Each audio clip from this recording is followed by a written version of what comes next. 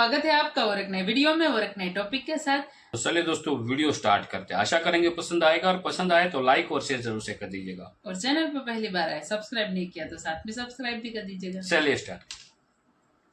पाकिस्तान को अमरीकी वार्निंग। अमरीकी महकमा खारजा तर्जुमान ने खबरदार किया है कि ईरान के साथ तजारती मुआहिदों और इन मुआहिदों पर गौर करने वालों को मुमकिन पाबंदियों के खतरे से आगाह रहने का मशवरा देते हैं। ईरान के साथ ट्रेड एग्रीमेंट पर फिर जो पाबंदियां हैं और डेंजर ऑफ रिस्ट्रिक्शंस इम्पोज की जाएंगी, इसके लिए तैयार रहना चाहिए और रहें। ये ना हो कि हमारी जो 22% एक्सपोर्ट है अमेरिका में वो भी जाए, हम IMF के प्रोग्राम से भी जाएं, तो हम तो एक नई मुश्किल में फंस जाएंगे। पाकिस्तान ईरान के साथ काम नहीं कर सकता। पाकिस्तान ने अगर ईरान के साथ गैस पाइपलाइन पे काम किया तो सैंक्शंस देखनी पड़ सकती हैं, ऐसा कहना है अमेरिका का। लेकिन वही अमेरिका भारत को कुछ नहीं कहता जब भारत कहता है कि वो चाबहार पोर्ट पे ईरान के साथ और अफगानिस्तान के साथ काम करेगा। देखिए, हम भारत नहीं है।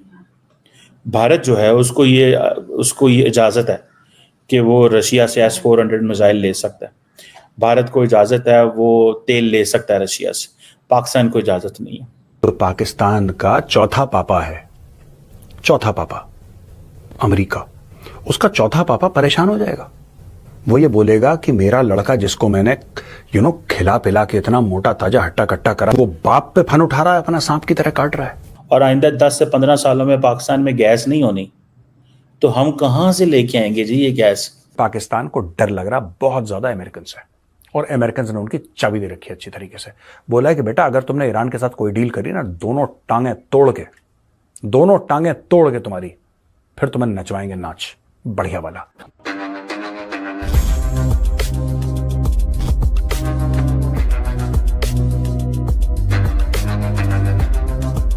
नमस्कार दोस्तों, स्वागत है आप सबका हमारा YouTube चैनल पे।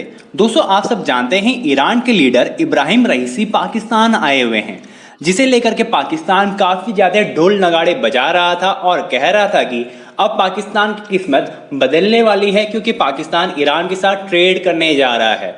इसके साथ साथ ईरान ने यह भी कहा था कि वे पाकिस्तान के साथ $10 बिलियन की ट्रेड करने के लिए तैयार है। लेकिन दोस्तों, इसी बीच पाकिस्तान के चौथे अब्बू यानी कि अमेरिका ने एक बड़ा ऐलान कर दिया है। उन्होंने कहा है कि अगर कोई भी ईरान के साथ ट्रेड करने के बारे में सोचता है, उस पर कड़े से कड़े सैंक्शंस लगाए जाएंगे और उसे पूरी तरह से आइसोलेट कर दिया जाएगा। इसके बाद दोस्तों फिर एक बार पाकिस्तान अपना कटोरा लेकर तैयार हो गया है और कहने लगा है कि अब हमें फिर से भीख मांगने के लिए निकलना पड़ेगा, क्योंकि हमारे चौथे अब्बू अमेरिका ने ईरान के साथ ट्रेड करने से मना कर दिया है। तो चलिए दोस्तों, इसी पर आगे पाकिस्तानी मीडिया का रिएक्शन देखते हैं। अमेरिका के जो स्टेट डिपार्टमेंट के स्पोक्सपर्सन है मैथ्यू मिलर साहब, उन्होंने कमेंट किया है कि वो तमाम ममालिक जो ये समझते हैं कि वो ईरान के साथ कोई एग्रीमेंट कर सकते हैं, तो ये याद रखिएगा, कोई इकोनॉमिक एग्रीमेंट कर सकते हैं तो threats of sanction is there, threat of sanction is there। और साथ ही उन्होंने पाकिस्तान को ये कह दिया है कि जो पाकिस्तानी हैं they are the leading investors, ठीक है जी, इन वॉशिंगटन। रादर मुझे इस तरह कहना चाहिए कि Washington has been Islamabad leading investor बहुत, और पिछले ख़ास तौर पे 20 सालों के अंदर बहुत सारी इन्वेस्टमेंट्स आई हैं। और ये बात उनकी बिल्कुल ठीक है, क्योंकि पाकिस्तान तकरीबन 22% अपनी एक्सपोर्ट्स भी अमेरिका को ही बेचता है। So there is one single largest export destination जो पाकिस्तान के लिए है वो अमेरिका है। और ये जब कि ईरानी सदर पाकिस्तान में है, सो वो पाकिस्तान को बेसिकली कॉशियस कर रहे हैं, टेक बी केयरफुल। आप जो ट्रेड एग्रीमेंट्स करने जा रहे हैं या कोई आप देखें, इसीलिए तो जो बहुत सारी जो चीज़ें हुई हैं वो MOU साइन हुए हैं। जब ये ईरानी सदर पाकिस्तान थे तो MOU साइन हुए हैं, पहली बात। दूसरी बात ये है कि जो कारोबार के हवाले से बातें हैं वो तो लोकल सतह पे होनी है। मेरा नहीं ख्याल पाकिस्तान ईरान के साथ कोई कारोबार करेगा, और पाकिस्तान को शायद ईरान के साथ खुल खिला के कारोबार करना चाहिए। ये ना हो कि हमारी जो 22% एक्सपोर्ट है अमेरिका में वो भी जाए, हम IMF के प्रोग्राम से भी जाएं, तो हम तो एक नई मुश्किल में फंस जाएंगे। सो वो कह रहे हैं कि बिजनेस, सो एक ही ऑप्शन रह जाता है, दूसरे लफ्जों में वो एक इनफॉर्मल सी ट्रेड है जो आप कर सकते हैं। वही चीज पाकिस्तान को पे बैक कर सकती है, क्योंकि पाकिस्तान का ईरान के साथ लंबा बॉर्डर है और उस लंबे बॉर्डर में पोरस बॉर्डर है, तो अब तो वहाँ से खुल्लम खुला कारोबार चीज़ें ट्रेड हो रही है। रिसेंटली पाकिस्तान के को ये कहा गया था, आई थिंक अमेरिकन अथॉरिटीज़ ने कहा था कि भैया ये बहुत ज़्यादा ट्रेड हो रही है, इसको रोकें, पर्टिकुलरली जो इलीगल जो ऑयल स्मगलिंग हो रही है। अब टेक्निकली तो पाकिस्तान को इसका बड़ा नुकसान होता है स्मगलिंग का, क्योंकि हुकूमत के पास रेवेन्यू नहीं आता। जो भी इंपोर्ट एक्सपोर्ट होती है या कोई चीज़ें सेल होती हैं, देखें जब एक बिजनेसमैन जो है या ये जो गैस स्टेशन या पेट्रोल स्टेशन पे जो शख्स बैठा हुआ है, जब वो उसके पास कोई वो चीज़ खरीदेगा तो वो उसकी इनवाइस आएगी और वो लिखेगा, जब वो बेचेगा तो इनवाइस होएगी तो वो बेचेगा। सो अगर आने की इनवाइस ही कोई नहीं है तो इसका मतलब है हुकूमत को टैक्स ही नहीं मिलना। अगर सेल ही नहीं होगा तो टैक्स ही नहीं मिलेगी। पाकिस्तान का चौथा पापा है, चौथा पापा अमेरिका, उसका चौथा पापा परेशान हो जाएगा। वो ये बोलेगा कि मेरा लड़का जिसको मैंने खिला पिला के इतना मोटा ताजा हट्टा कट्टा करा, जिसको मैंने पैसे दिए, अय्याशी के लिए सारे डॉलर दिए, वो बाप पे फन उठा रहा है, अपना सांप की तरह काट रहा है।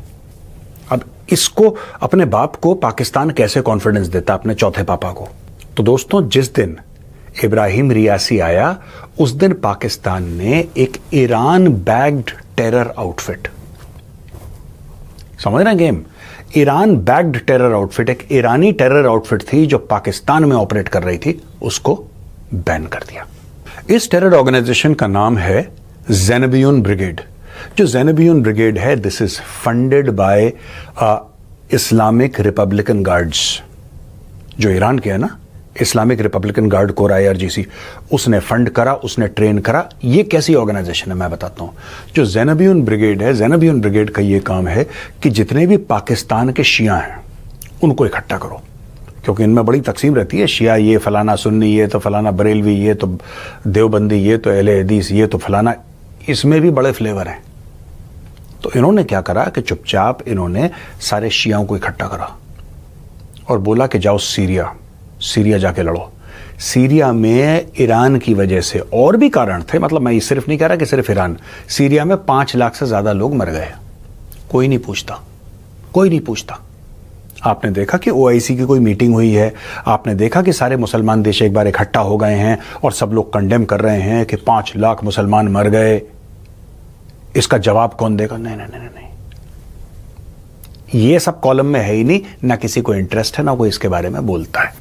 ये दोगलापन है दोस्तों, दोगलापन। अब देखो पाकिस्तान ने क्या करा कि जिस दिन राष्ट्रपति ईरान का आ रहा था और पाकिस्तान लैंड कर रहा था, उसके लैंड करने से पहले, उसका हवाई जहाज नीचे उतरता, उसके पहले भाइयों ने ज़ैनबियून ब्रिगेड को एक टेरर ग्रुप डिक्लेयर कर दिया। क्यों? वो तो इतने साल से काम कर रहा था, आज का थोड़ा ना ज़ैनबियून ब्रिगेड, वो तो कब का है। और इसमें डायरेक्ट हाथ जो है, डायरेक्ट हाथ इसको बनाने। थैंक यू दोस्तों, वीडियो को यहाँ तक देखने के लिए। और तो वीडियो आपको कैसी लगी कमेंट में लिख कर जरूर बता दीजिएगा। फिलहाल आपसे विदाई ले रहे, मिलेंगे और अपने वीडियो में आपके साथ। टिल देन, जय हिंद, जय भारत।